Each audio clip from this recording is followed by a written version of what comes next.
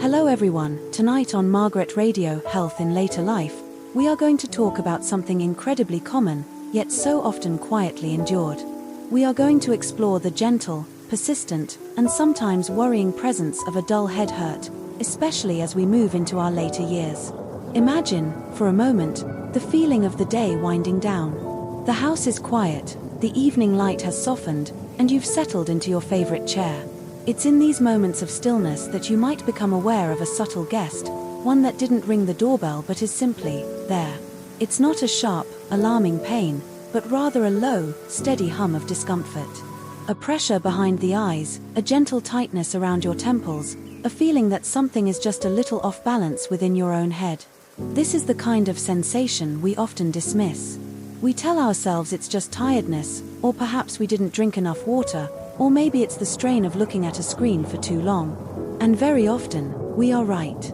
But sometimes, this quiet, dull ache is a messenger, a gentle tap on the shoulder from our own body, trying to communicate something a little more important. It's a feeling that can become a familiar, unwelcome companion after the age of 60, and learning to understand its language is a quiet act of self-care. It's about moving from a place of vague annoyance or worry to a place of gentle understanding and empowerment. Of course, it's easy to let the mind wander, isn't it? One minute you notice a faint ache, and the next, you've quietly consulted the vast, often terrifying, library of the internet, convincing yourself you have a rare condition only found in textbooks. We've all been there, sitting in the low light of a lamp, scrolling through symptom checkers that seem designed to turn a minor worry into a full-blown panic. It's almost a rite of passage in modern health anxiety, and if we're honest, it rarely ever helps us feel better or sleep more soundly. So, before you get comfortable, take a moment to like the video and subscribe, but only if you genuinely enjoy what I do here. Tonight, we're going to set aside that anxiety. We're going to replace it with calm, clear, and reassuring information.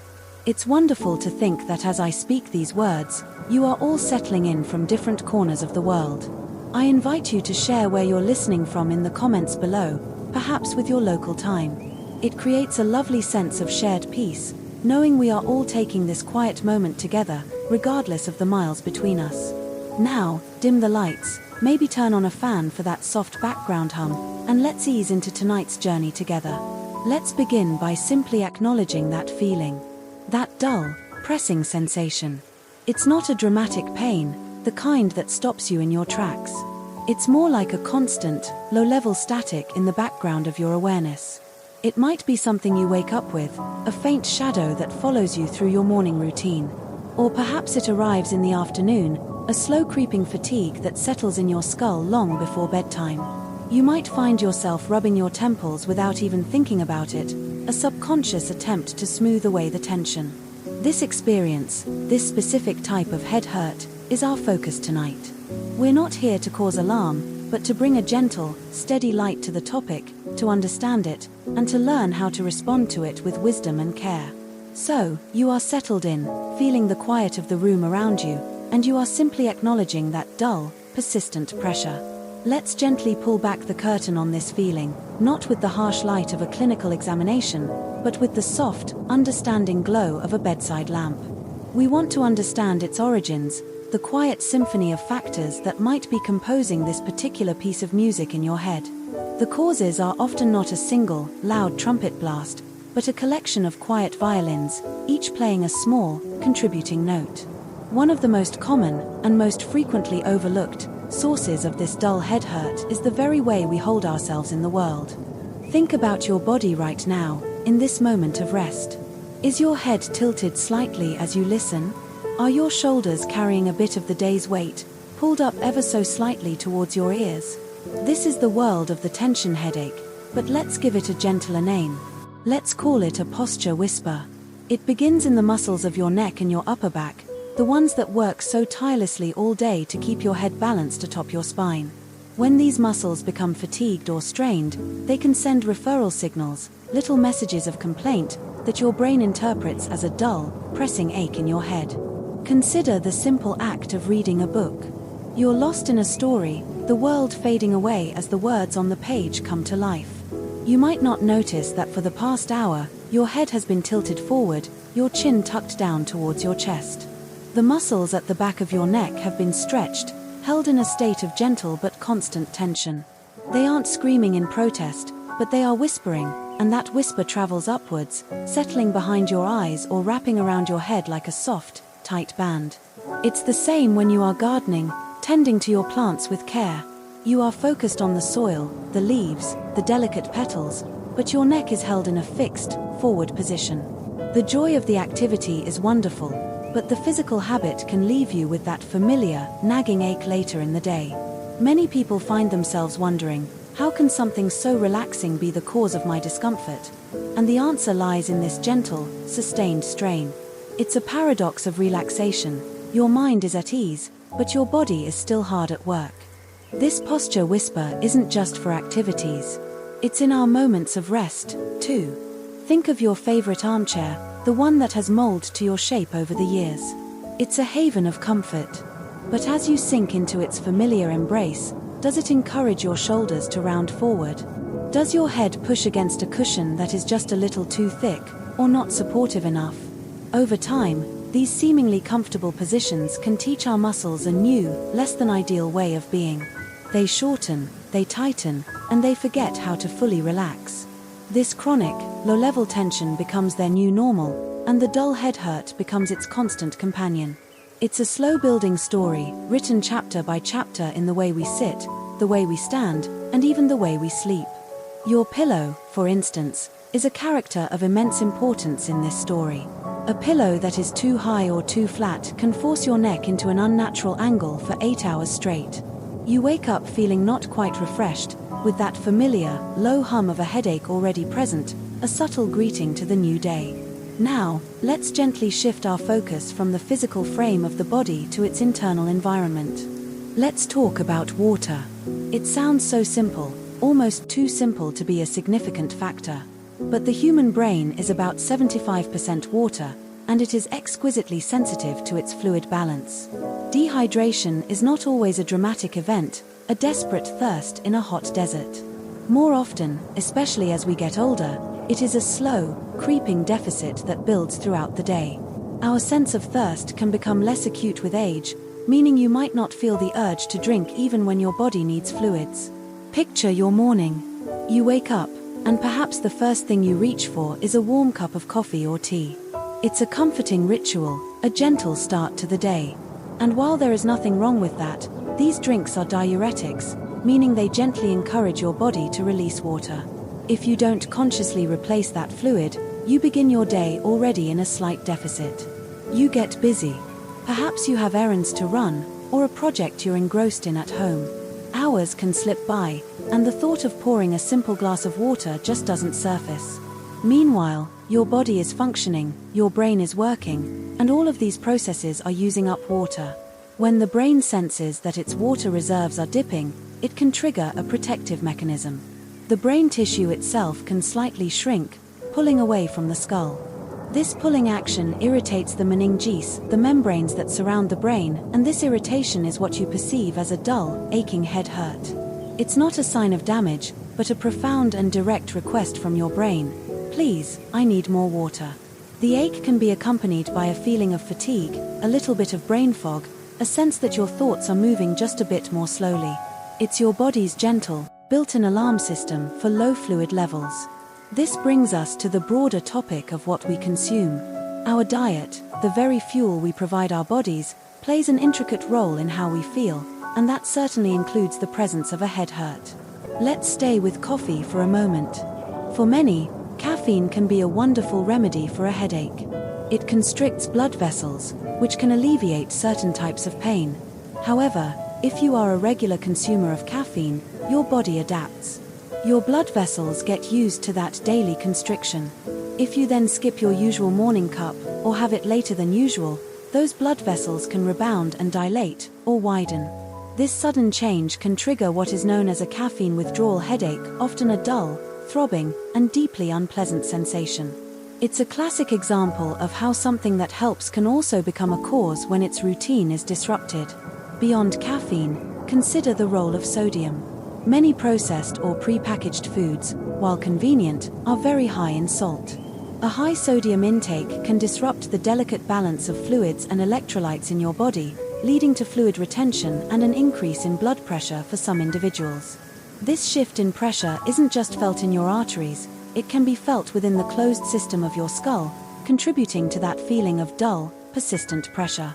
On the other side of the coin is blood sugar. When you go for long periods without eating, or if you consume a meal high in simple sugars that causes a rapid spike and then a crash in your blood sugar levels, your head can protest. This hypoglycemic, or low blood sugar, headache is typically a dull, throbbing ache accompanied by weakness, shakiness, and difficulty concentrating. It's your body's way of telling you that its primary fuel source is running dangerously low. Your experience might be different, of course. Some people are very sensitive to these fluctuations, while others are not.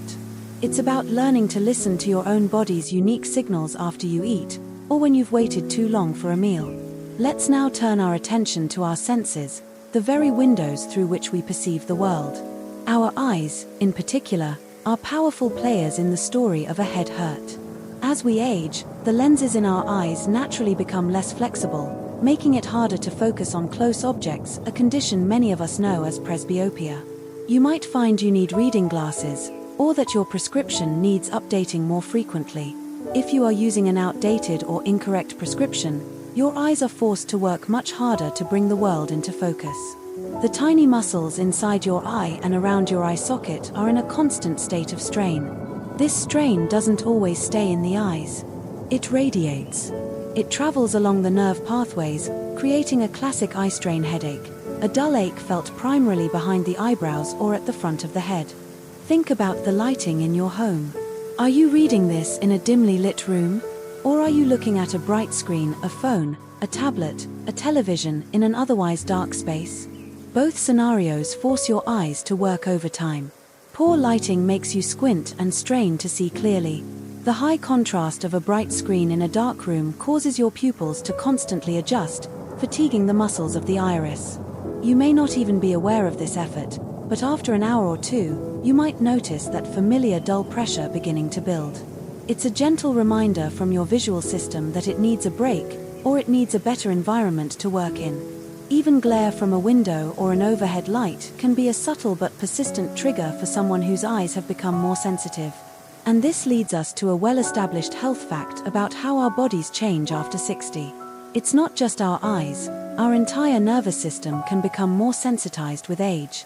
This doesn't mean it's weaker, in many ways, it's wiser, but it is also more reactive.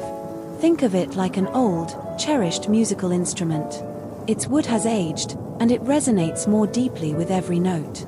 Similarly, our nerve endings can become more responsive to stimuli that might not have bothered us in our younger years. This is why some people find they become more sensitive to bright lights, photophobia, or loud noises, phonophobia, when they have a headache. It's also why changes in the weather can become a surprisingly accurate predictor of a head hurt. This isn't just an old wives' tale. The connection between weather changes and headaches is very real for many people, and it's linked to changes in barometric pressure. When a storm system is approaching, the atmospheric pressure drops. Your body, being a sensitive instrument, senses this change. The theory is that this pressure difference between the outside air and the air trapped inside your sinus cavities can create irritation and inflammation. Furthermore, these pressure changes can affect the blood vessels and nerves in the brain. For a nervous system that is already sensitized, this subtle environmental shift is enough to trigger the cascade of events that results in a dull, aching head. You might find yourself saying, "I can feel the rain coming," and what you are likely feeling is your body's intricate response to the invisible weight of the air around you. Now, we must address a very important and delicate topic, medication. As we journey through our later years, it's not uncommon to be taking one or more medications to manage our health. These medicines are often vital, protecting our hearts, managing our blood pressure, or controlling our blood sugar. However, almost every medication comes with a list of potential side effects, and a dull, persistent headache is one of the most common. Blood pressure medications, for example, work by relaxing and widening your blood vessels to allow blood to flow more easily. This is a life-saving mechanism. But this very process of vasodilation can sometimes be a direct cause of a head hurt.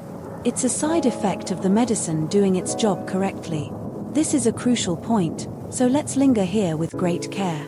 If you suspect that a medication might be contributing to your head hurt, the absolute worst thing you can do is to simply stop taking it. The risks of stopping a prescribed medication for your heart or blood pressure far outweigh the discomfort of a dull headache. Instead, this is a perfect opportunity for collaboration with your doctor. It's a conversation. You can approach your doctor not with a complaint, but with an observation. I've noticed that since I started this new medication, I've had a persistent, low-grade head hurt. I wanted to see what you think. This opens the door for your doctor to investigate. Perhaps the dose can be adjusted. Perhaps there is an alternative medication in the same class that your body might tolerate better. The goal is not to abandon treatment, but to fine-tune it. Your body is giving you feedback, and your role is to relay that feedback to the professional who can help you interpret it and make safe, effective adjustments. It is a partnership in your own health. Finally, let's explore a cause that is often happening when we are least aware of it, during sleep. We've already touched on the importance of your pillow, but there are other, more active processes that can occur. One of these is a condition called bruxism, which is the medical term for unconsciously grinding or clenching your teeth. While this can happen during the day, it is particularly common and forceful during sleep. You might have no idea you are doing it. Your partner might be the one to tell you they can hear you grinding your teeth at night. The forces generated by this clenching are immense. The muscles of your jaw, particularly the powerful masseter and temporalis muscles, are put under extreme strain for hours at a time. This brings us to a practical, lesser-known insight that can be incredibly helpful. The temporalis muscle is a large, fan-shaped muscle located on the side of your head, in your temple area. It is one of the main muscles involved in chewing and clenching. When you clench your jaw all night, this muscle becomes overworked, fatigued, and inflamed. And where do you feel that inflammation? As a dull, persistent, nagging ache in your temples. You wake up with it. You might also notice a sore jaw, or even some tenderness in your teeth. You might dismiss the temple ache as just another headache, without ever making the connection to your jaw. Gently placing your fingertips on your temples and clenching your jaw for a moment can allow you to feel this muscle contract. If that area is tender to the touch, it's a strong clue that nocturnal jaw clenching might be a significant contributor to your morning head hurt. It's a hidden source of strain, operating under the cover of darkness, and bringing it into the light is the first step toward finding relief. Another potential sleep-related cause, and one that is very important to be aware of, is sleep apnea. This is a condition where your breathing repeatedly stops and starts during sleep. These pauses in breathing cause your oxygen levels to drop, which in turn causes the blood vessels in your brain to widen to try and increase blood flow.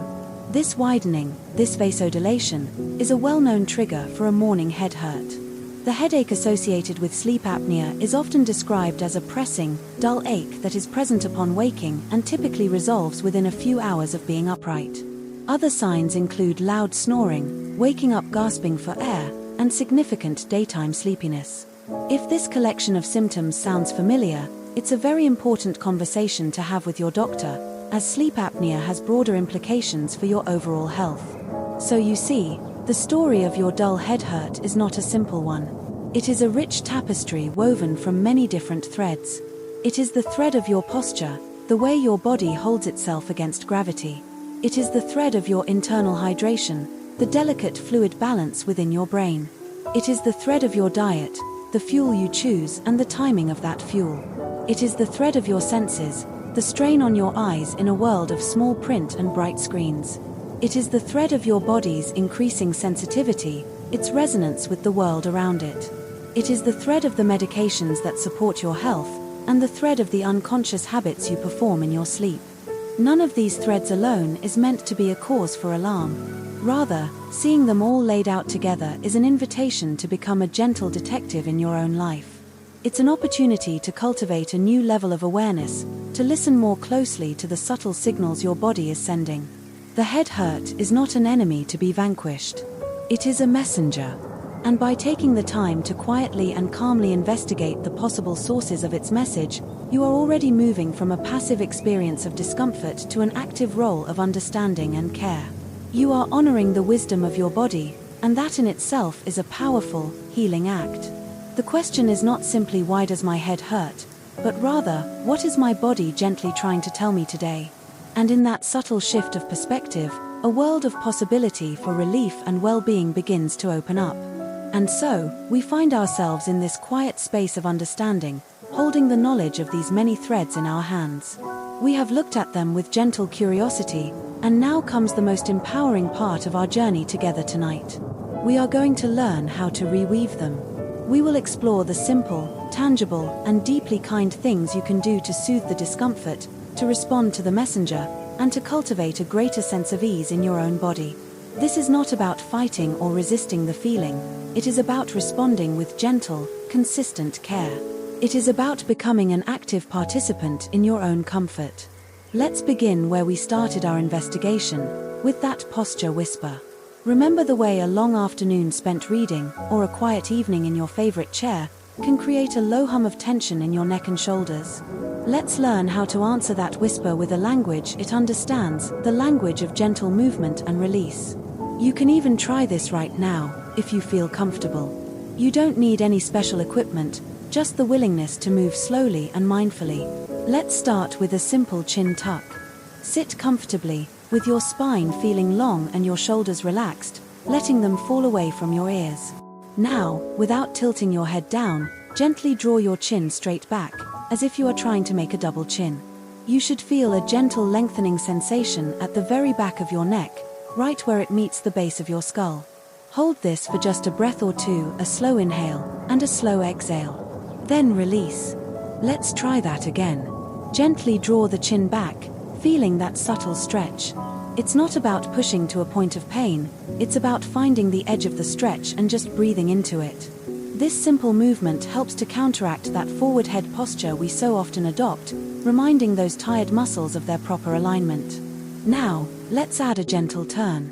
After you release the chin tuck, let your head return to a neutral position. Take a slow, deep breath in, and as you exhale, slowly turn your head to the right, as if you are trying to look over your shoulder. Go only as far as feels comfortable. Pause there for a moment. Notice the stretch along the side of your neck. Is it tight? Is it tender? Just observe without judgment. Then, on your next inhale, slowly bring your head back to the center. And as you exhale, let's do the same on the other side. A slow, deliberate turn to the left. Pausing, breathing, and returning to center. This isn't about speed or range of motion. It is about a slow, kind, and deliberate conversation with the muscles that have been holding on to so much tension. You can do this little sequence, the chin tuck, the gentle turn, several times throughout the day. Think of it as a little reset button for your neck and shoulders, a way to break the cycle of sustained tension before it has a chance to build into a full-blown head hurt. Now, let's think about your environment, that cozy chair you love so much. You don't have to give up your favorite spot. Instead, you can invite a little support to join you. A small, rolled-up towel or a dedicated lumbar cushion placed in the small of your back can help you sit more upright, preventing that slump that causes your head to drift forward. Feel the difference it makes. Feel how it allows your shoulders to relax downward and your head to float more effortlessly atop your spine. It's a small change that can have a profound impact over hours of sitting. And when it comes to sleep, remember our conversation about the pillow. Finding the right one can feel like a quest, but it is a worthy one. The goal is to keep your head and neck in a neutral alignment with your spine. If you are a back sleeper, a thinner pillow that cradles your head is often best. If you sleep on your side, you will likely need a firmer, thicker pillow to fill the space between your ear and the mattress, keeping your neck straight. It's a deeply personal choice, and it might take some experimentation, but waking up without that immediate, dull ache is a beautiful reward for your efforts. Next, let's revisit the vital topic of hydration. We know that even mild dehydration can be a primary cause of a dull head hurt. The solution sounds simple: drink more water. But in the flow of daily life, we forget. So, let's not make it a chore. Let's turn hydration into a gentle, pleasing ritual. Start your day with a full glass of water, even before your morning coffee or tea. Have it waiting for you on your nightstand when you wake up. Think of it as an internal shower, a way to wake up your cells and replenish the fluids lost during the night. Find a glass or a water bottle that you truly enjoy using.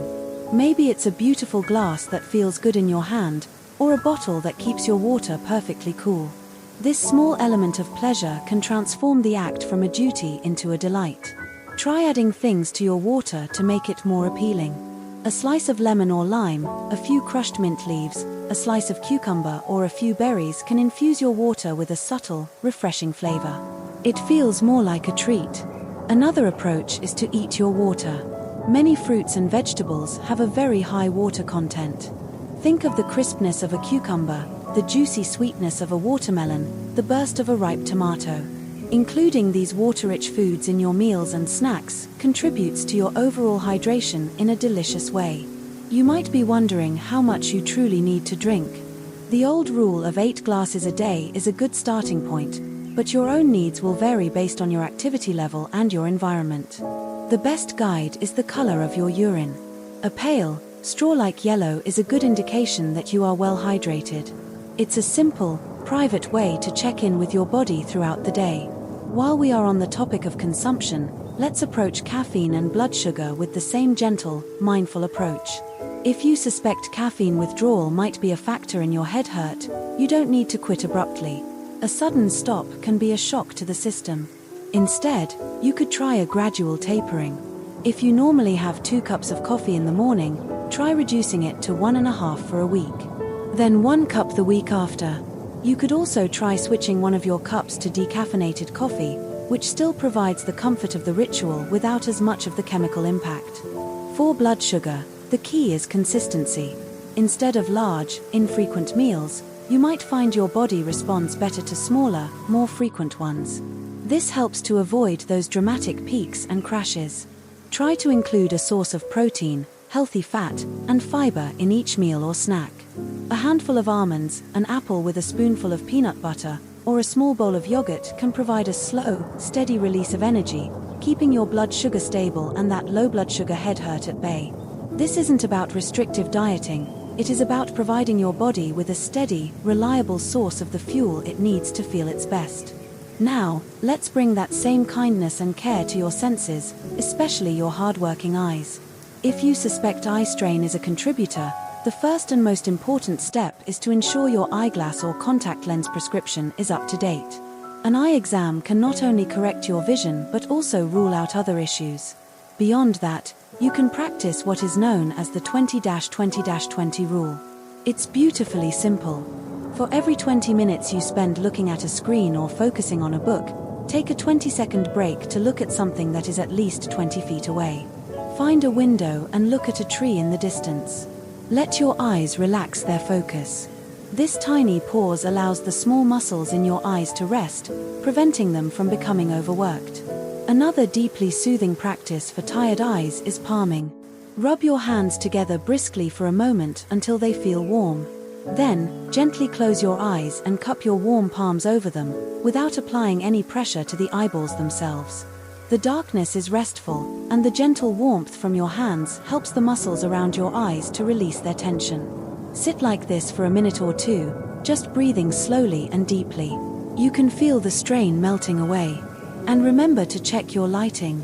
Reading or doing detailed work is always best with soft, diffused light that comes from over your shoulder, illuminating the page without causing glare. In the evenings, resist the urge to scroll on a bright phone in a dark room. If you do use a screen, turn on a soft lamp nearby to reduce the harsh contrast. Creating a visually calm environment is a gift you give to your nervous system. And now for a comforting, lesser-known tip that can feel like a small miracle when your head is feeling full and tight. This is the simple magic of a warm foot soak. It might seem counterintuitive to treat your head by tending to your feet, but there is a gentle wisdom to it. The warmth on your feet draws your blood and your energy downwards, away from the tension that has accumulated in your head and neck. It's a process of grounding. You will need a basin large enough for your feet, warm water, not too hot, just comfortably warm, and perhaps some Epsom salts, which are rich in magnesium and can help to relax muscles. Find a comfortable chair, play some soft music if you like, and simply soak your feet for 15 to 20 minutes. Close your eyes. Focus on the sensation of the warmth enveloping your feet. Imagine the tension from your temples, your jaw, and your neck gently flowing down your body and dissolving into the water. It is a profoundly relaxing ritual that can be especially helpful before bedtime, helping to calm both your head and your mind. Let's circle back now to the jaw, to the hidden tension of bruxism we discussed. Remember that powerful temporalis muscle on the side of your head? Let's learn how to soothe it directly. Using the soft pads of your first 2 or 3 fingers, find that tender spot on your temples. Apply gentle, firm pressure and make small, slow circles. Breathe as you do it. A slow inhale, a slow exhale. You are manually helping that overworked muscle to release its grip. You can do the same for the masseter muscle in your jaw. To find it, place your fingers on your cheek, just in front of your earlobe, and gently clench your teeth. You will feel the muscle pop out. Relax your jaw, and then use that same gentle, circular massage on this powerful muscle. Doing this for a few minutes before you go to sleep can help to release the tension you've accumulated during the day, potentially reducing the intensity of clenching during the night. These physical actions are wonderful, but we can support them with an even more powerful tool, our breath. This brings us to a well-established health fact. Slow, deep, diaphragmatic breathing has a direct physiological effect on your body. It stimulates the vagus nerve, which activates your parasympathetic nervous system. This is the rest and digest system, and it is the direct opposite of the fight or flight stress response that causes our muscles to tighten. When you intentionally slow down your breathing, you are sending a powerful signal to your entire body that it is safe to relax. Let's try it. Find a comfortable position, either sitting or lying down. Place one hand on your chest and the other on your belly. For now, just breathe normally and notice which hand is moving more. For many of us, it's the hand on our chest. This is shallow breathing. Now, we're going to invite the breath to go deeper. As you inhale slowly through your nose, actively try to send the air down into your belly so that the hand on your belly rises. The hand on your chest should stay relatively still. Then, as you exhale slowly through your mouth, feel your belly fall. Let's do a few together. A slow inhale, filling the belly, 1, 2, 3. Pause for a moment. And a long, slow exhale, 1, 2, 3, 4, 5. Let's do it again. Inhale, feel the belly expand. And exhale, feel it soften. Even just a few minutes of this deep belly breathing can lower your heart rate, relax your muscles, and calm a racing mind. It is a portable, powerful tool for peace that you carry with you at all times. Now, a common question that arises when you have a head hurt is whether to use heat or a cold compress. Both can be effective, but they work in different ways, and one might feel better to you than the other. Think of it this way: cold constricts, and heat relaxes. A cold pack or a bag of frozen peas wrapped in a thin towel can be wonderful for a dull ache that has a throbbing or pulsating quality. The cold helps to constrict the blood vessels and has a gentle numbing effect that can dull the pain signals. It's often most effective when placed on the forehead, the temples, or the back of the neck. Heat, on the other hand, is best for a head hurt that feels like it's caused by tightness and tension. A warm compress, a hot water bottle wrapped in a towel, or even the warm spray of a shower directed at the back of your neck and shoulders can help to relax those tight, contracted muscles. The warmth increases blood flow to the area, which can help to flush out inflammatory substances and bring more oxygen to the tissues. Remember, what works for one person may feel different for you, and your preference might even change from one headache to the next. Trust your body's response. If one doesn't feel good, try the other. It is your comfort that is the goal. We have explored so many gentle, self-directed ways to bring comfort and relief.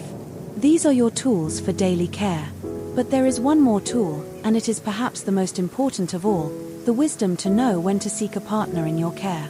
Visiting your doctor is not a sign of failure or weakness. It is an act of profound self-respect. It is saying, I have listened to my body, I have tried these gentle measures, and now I need the expertise of a professional to help me understand more deeply. To make this partnership as effective as possible, you can prepare for your visit. Consider keeping a simple head hurt journal for a week or two beforehand. It doesn't need to be complicated. Just a small notebook where you jot down a few details each time you feel the ache. Note the date and time. Where was the pain? Was it in your temples, the back of your head, all over? On a scale of 1 to 10, how severe was it? What were you doing before it started? What, if anything, made it feel better? This simple log provides your doctor with a wealth of valuable information, turning a vague complaint of "I get headaches" into a clear, detailed picture that they can work with. This is also the time to bring up your questions about medication, as we discussed. With your journal in hand, you can show them a pattern, helping them to see if there is a correlation between your medication schedule and your head hurt. And finally, it is crucial to understand the signs that a head hurt is not just a dull, persistent messenger, but an urgent alarm. Please listen to this part with gentle attention, not with fear. If you ever experience a headache that is sudden and severe, like a clap of thunder inside your head, you should seek medical help immediately. The same is true if the head hurt is accompanied by a stiff neck and a fever, by confusion or difficulty speaking, by numbness or weakness on one side of your body, or if it starts after a head injury. These are very rare scenarios, but being aware of them is part of wise self-care. For the vast majority of us, our dull head hurts are the messengers we've been discussing tonight. They are calls for more water, for better posture, for a moment of rest. And by learning to answer those calls with kindness, you are taking beautiful, meaningful steps on the path to feeling better. And so, our journey together for tonight is drawing to a gentle close. The light from our bedside lamp has illuminated the quiet corners of this common experience, moving the dull head hurt from a place of shadow and worry into a space of understanding and gentle care. We began by simply acknowledging the feeling, didn't we? By giving it a name and a presence, not as an intruder, but as a messenger.